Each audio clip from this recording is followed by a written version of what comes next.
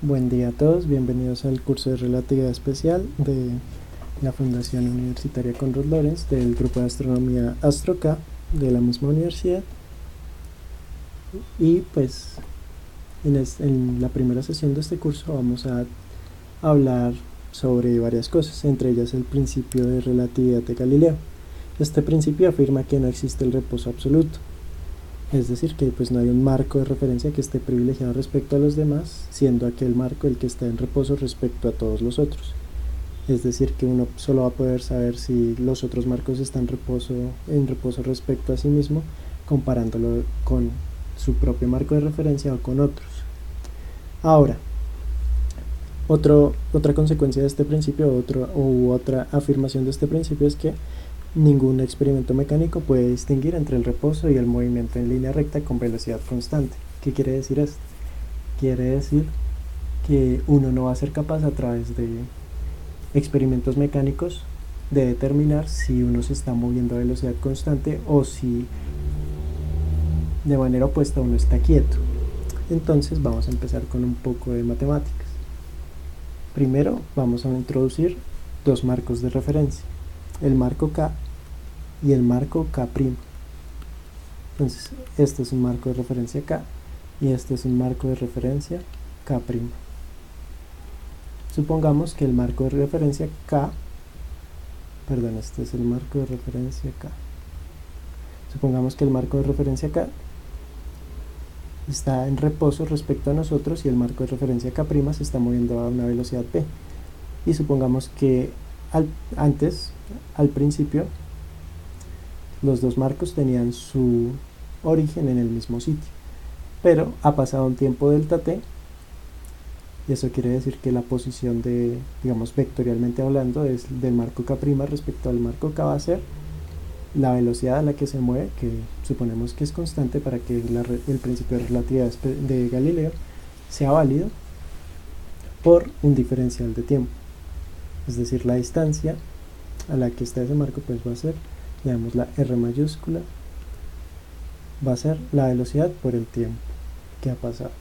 Ahora tomemos una partícula o un punto arbitrario en el espacio y veamos que la miramos aquí desde el marco de referencia K y vemos que está en la posición R. Lo mismo va a pasar desde el marco de referencia K', va a estar en la posición R', ¿sí? Entonces, por suma de vectores podemos inducir que al sumar este vector y este por la regla del paralelepípedo va a ocurrir lo siguiente, va a ocurrir que R va a ser igual a R' más P por el diferencial de T, ¿sí? Es decir, que R' va a ser igual a R menos P por el diferencial de T. Y a esta ecuación se le conoce como ley de transformación de Galileo. Entonces, esta de acá es la ley de transformación de Galileo.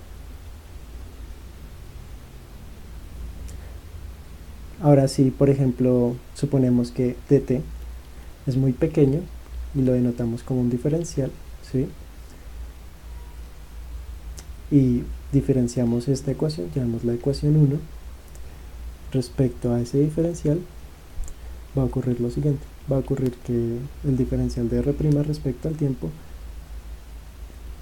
va a ser igual al diferencial de R respecto al tiempo menos B por el diferencial del tiempo respecto al diferencial del tiempo, ¿sí? Porque el tiempo es tan pequeño que lo podemos ver como un diferencial. Este de acá, pues no, la razón de cambio sería 1, ¿sí? Y ocurriría lo siguiente. Es bien conocido que pues la derivada de la posición respecto al tiempo es la velocidad. Entonces la velocidad, pero en el sistema primado, va a ser igual a la velocidad en el sistema sin primar menos b, donde las b minúsculas son las velocidades de la partícula respecto al sistema K' y al sistema K, y b es la velocidad relativa entre los dos sistemas de referencia. Entonces así transformaría la velocidad en el principio de relatividad de Galileo. Ahora,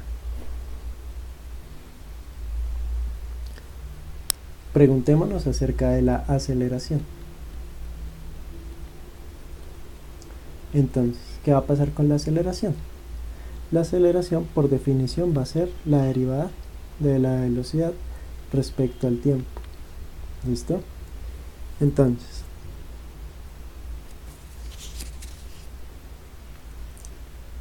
la aceleración va a ser dependiente del sistema de referencia, en teoría. Entonces, aquí va a ser la derivada primada respecto al tiempo. La derivada de b primada respecto al tiempo. Pero, pues sabemos que b primada va a ser ¿quién? Va a ser p menos b. Pero ¿qué pasa? B mayúscula es constante, es decir, únicamente nos queda db respecto a dt, que va a ser igual a a. Y pues aquí deducimos un hecho importante. Deducimos que la aceleración va a ser la misma independientemente del marco de referencia. ¿Sí? A' va a ser igual a. Y pues con este hecho podemos introducir la segunda ley de Newton. Entonces, la segunda ley de Newton dice básicamente que la fuerza que siente un objeto va a ser igual a la masa de dicho objeto por la aceleración que siente. Y ahora, supongamos que la masa es un invariante, es decir que la masa que miden ambos sistemas de referencia es la misma, m va a ser igual a m', y entonces la fuerza vista desde el marco de referencia k va a ser igual a la masa por la aceleración, ¿cierto? Pero vimos que esto va a ser igual a m' por a', ¿sí? Por este hecho y porque acabamos de hablar de que la masa es un invariante. De modo que la fuerza es igual en ambos marcos de referencia. Y este hecho pues, nos permite introducirnos de lleno al electromagnetismo. Entonces, si la fuerza es en teoría igual en ambos marcos de referencia, entonces hablemos de la fuerza de Lorentz.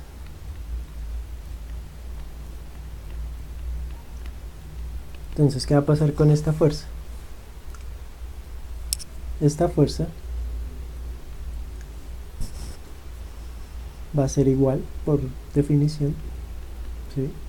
Experimentalmente es un hecho, va a ser igual a la carga de una partícula por la suma entre el campo eléctrico más la velocidad a la que se mueve esa partícula que siente la fuerza, producto cruz con el campo magnético. Ahora, pues ya sabemos, acabamos de inducir que, o de deducir más bien, que F va a ser igual a F'. Y pues la carga, así como la masa, es una propiedad inherente de la materia.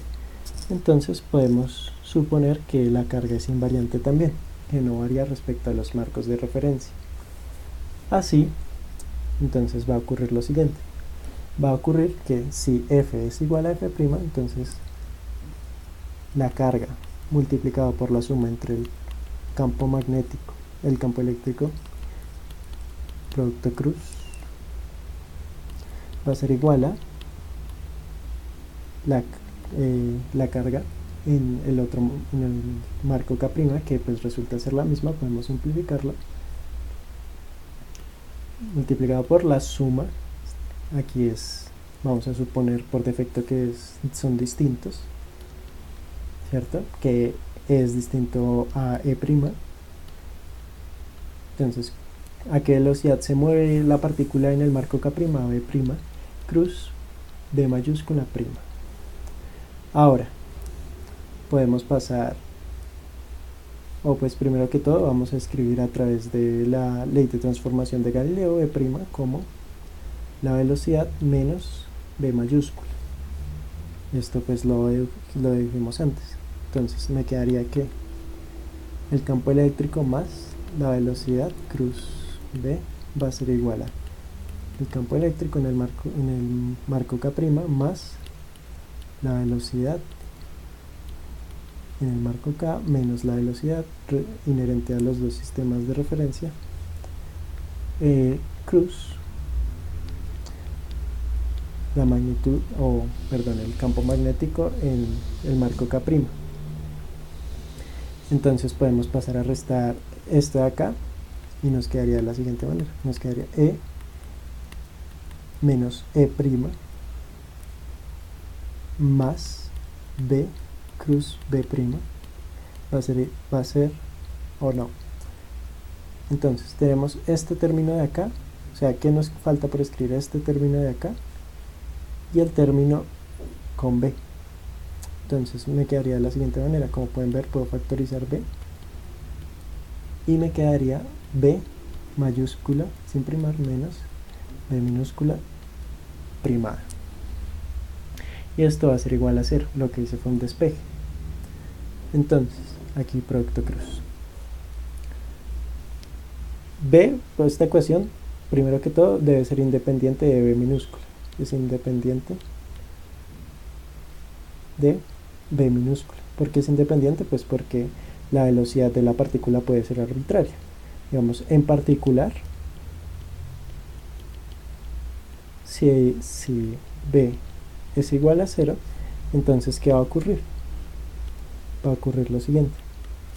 Va a ocurrir que para que esa ecuación sea válida, pues se va a tener esto de acá, más B cruz B' igual a 0. Y eso implica, eso lo que implica es que E' va a ser igual a E menos B cruz B, perdón, más B cruz B'. Entonces esta va a ser la expresión que relaciona el campo eléctrico en el sistema primado con el campo eléctrico en el sistema sin primar. Pero pues noten lo siguiente, en caso de que no sea 0, o sea en caso de que B sea distinto de 0, para que la ecuación sea válida, como esto va a ser 0, entonces esta de acá tiene que ser 0. De esta manera podemos concluir inmediatamente que B sin primar va a ser igual a B primada, y entonces vemos que el campo magnético permanece constante, ¿cierto? Ahora, para seguir, digamos, ahondando un poquito más en el tema del electromagnetismo, consideremos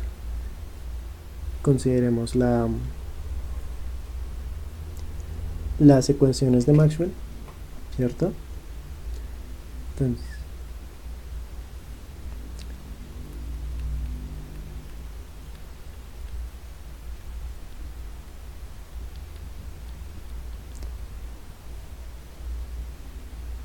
que son las siguientes. Primero que todo tenemos la divergencia del campo eléctrico va a ser igual a la densidad de carga volumétrica sobre epsilon sub 0. El rotacional del campo eléctrico va a ser igual a menos la derivada parcial respecto al tiempo del campo magnético. ¿Qué más tenemos? Tenemos que la divergencia del campo magnético va a ser igual a 0 y que el rotacional del campo magnético va a ser igual a mu sub 0 J más mu 0 es 0 epsilon 0 la derivada parcial de E respecto al tiempo. Entonces ya hablamos sobre la densidad de corriente, la densidad de carga, cómo transforma el campo magnético y el campo eléctrico. Este mu sub 0 y epsilon 0 son constantes universales, entonces supongamos efectivamente que son constantes independientemente de si estamos hablando del marco pues en el marco K o en el marco K'. Y pues nos queda hablar un poco sobre J. J es la densidad de corriente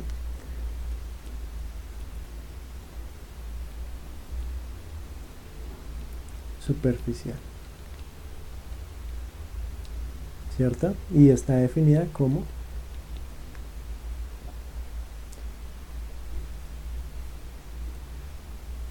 la densidad de carga por la velocidad a la que se muevan estos portadores de carga, ¿sí? Es decir, esto pues va a ser en particular, primero que todo, función de x, ¿sí? La densidad en general depende de la posición en la que estemos, y la velocidad también va a depender de la posición. También pueden depender del tiempo.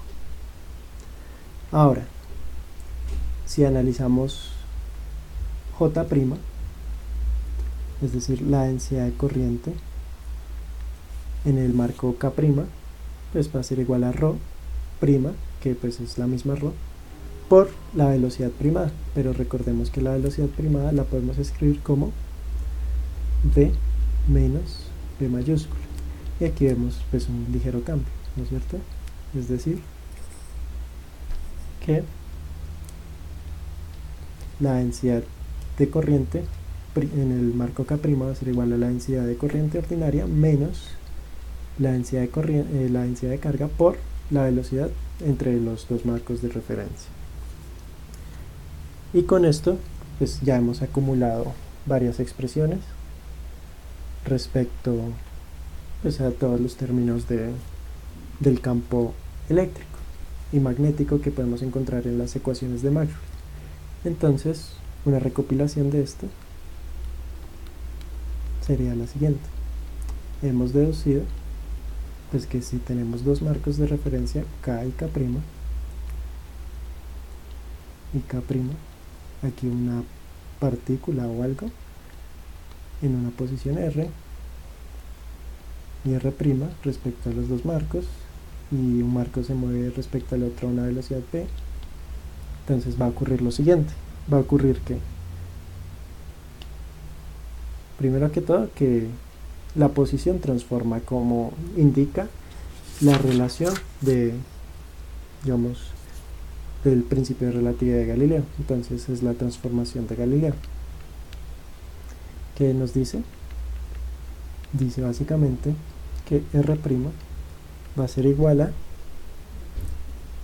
R menos V por dt, ¿cierto? Y aquí podemos inducir que P' va a ser igual a V menos V mayúscula.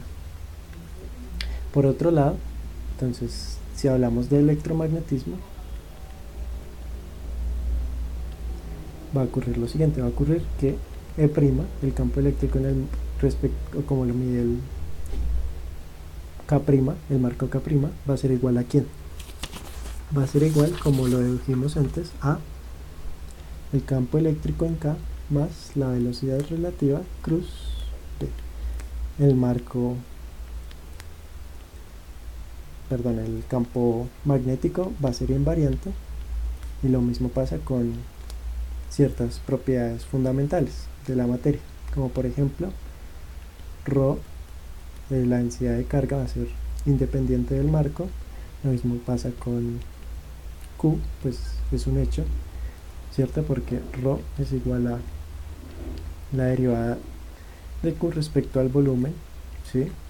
Es la densidad, y en el espacio no están ocurriendo dilataciones, entonces el diferencial de V va a ser igual al diferencial de V' o contracciones, y pues como Q es igual a Q', ahí lo tenemos abajo, entonces va a ocurrir que ρ va a ser igual a ρ'. Por otro lado, J' sí cambia, ¿no es cierto? Descubrimos que es J menos ρ por V. Entonces es una cosa que cambia, y la masa también habíamos hablado de que es un invariante. Ahora, pues con todo lo que hemos visto hasta ahora, podemos realizar la siguiente tarea. Entonces, la tarea es la siguiente. Con todas las cosas que hemos deducido hasta ahora, les pido demostrar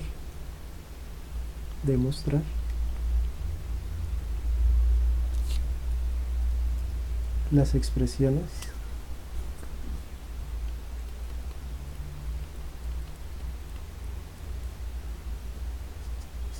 de las ecuaciones de Maxwell, o no, mejor demostrar que las ecuaciones de Maxwell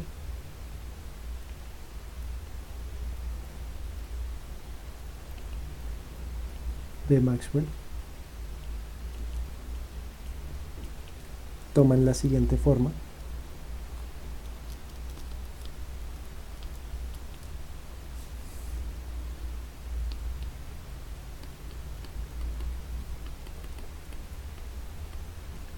En el marco. Entonces, ¿cuál es la forma que toman? Es la siguiente. Entonces la divergencia aquí es divergencia primada, queda a vuestro juicio deducir si la divergencia primada es la misma que la divergencia y que si la derivada respecto al tiempo es igual a la derivada respecto al tiempo primada. Algo que se me olvidó discutir con ustedes es que el tiempo en ambos marcos de referencia, pues al ser otra propiedad fundamental, es invariante. Suponemos que es invariante, pero ¿será que sea invariante implica que el cambio respecto al tiempo entre las dos cosas deba ser el mismo? Entonces les dejo esa pregunta. En general puede que no.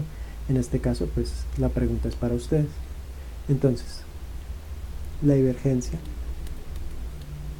primada de prima va a ser igual a 1 sobre E sub 0 de ρ, sí, ρ usual, más, pues es igual a ρ', un ρ inercial, con ese ρ inercial distinto de 0.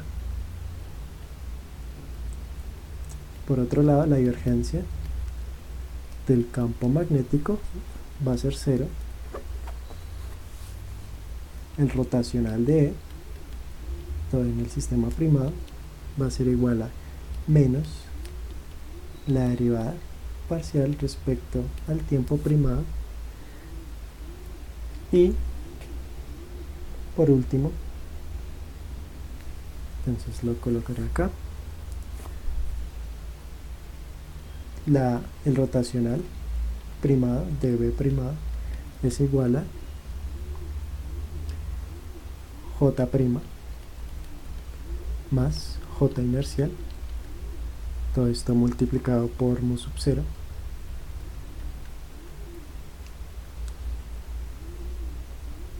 más mu sub 0, epsilon sub 0, la derivada respecto al tiempo primado de E'. Y pues, ¿qué tenemos? Como pueden observar, hay dos ecuaciones de Maxwell que se preservan, ¿sí? Pero tenemos otras dos que no, esta y esta. Y entonces podemos deducir que pues algo raro está pasando, ¿no es cierto? Porque digamos unas leyes, unas ecuaciones que deberían ser válidas en cualquier contexto, en este momento varían del marco K al marco K', porque este ρ inercial y este J inercial son distintos de 0. Entonces la tarea es ver quién es ρ inercial y quién es J inercial, pues mostrando que la forma que toman las ecuaciones es esta, aquí descrita.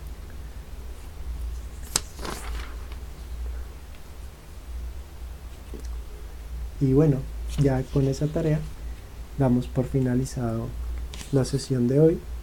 Si tienen preguntas pueden dejarlas en los comentarios o escribir al correo astrok@conradlorenz.edu.co. Y pues esperen próximos videos del tema de relatividad especial.